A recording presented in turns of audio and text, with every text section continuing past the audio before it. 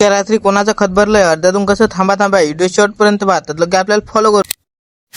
सकाळी उठून पहिले आपल्या माळीवरचे डवरे काढून घेतले. घेऊन आपल्याला जाणं होतं भाऊ वावरात. 5 मिनिटात शेकड्यात टाकून दिले आपण पहिले ते पुरं सामान घेऊन घेतलं. बैलाला सोडलं. बैलाला म्हटलं चला आता वावरात जागते आणि केली कुछ तर काम करणं पडेगा ना. खांद्यावर गाळा देऊन निघलो आपण वावरात जायसाठी. वावरात गेल्यावर पहिले डवरे काढून घेतले. एक करून तिन्ही जुतून घेतले पहिले. आपल्याला पुऱ्या ज्वारीला डवरे मारणं होते. तिच्यात तणलंय झालं तर भाऊ 3 डवरे आणि 3 माणसं होते डवऱ्यासाठी. आपली बारी होती मंदातला डवऱ्या धरण्यासाठी. बैलाचा काही वांदाच नाही. बैल तर लय जोरात चालतं ते. त्यानं गावात बी रेकॉर्ड ब्रेक करून टाकेलाय. भाऊ 14 एकर डवरण गेलाय. गोष्ट म्हणजे याच्या अंगात 4 डवरे असतात. गाडीत आपण अर्ध्या 1 घंट्यात पुरे डवरे मारून घेतले. झाल्यावर पुरं सामान टाकून दिलं सगळ्यात. काम झालं आपण निघलो घराकडे जायसाठी. त्याच्या टाइमला आपण 5 वाजता आपल्या दारी ट्रॅक्टर आणला. तर भाऊ आपल्याला घरचं खत वावरात टाळ्या खत होत ते पुरं नेणं होतं आजच्या आज. भरायला काही 1 जण नव्हतं. 2-3 जण होतो आम्ही. त्या 1 घंट्यात पुरी टाळी भरून टाकली पहिली. टाळी भरल्या आपल्या भावानं वावरात घेऊन गेला पहिले. त्यात वापस येतो म्हणे 5च टाळी टाकून. भरायला होता भाऊ चैतन गवई, 5 राजू नांगे, 5 अजय इंगळे, आम्ही दोघं भाऊ. काऊन की आज काही करून आम्हाला पुरं खत नेणं होतं. थोड्या जणात टाळी भरायला काहीच टाइम नव्हता आम्हाला. नांगेल डालं उचले नाही तरी उचलून देत जाय. त्यासाठी संध्याकाळच्या पायरी भरा लागते की खत लय गरम असते भाऊ.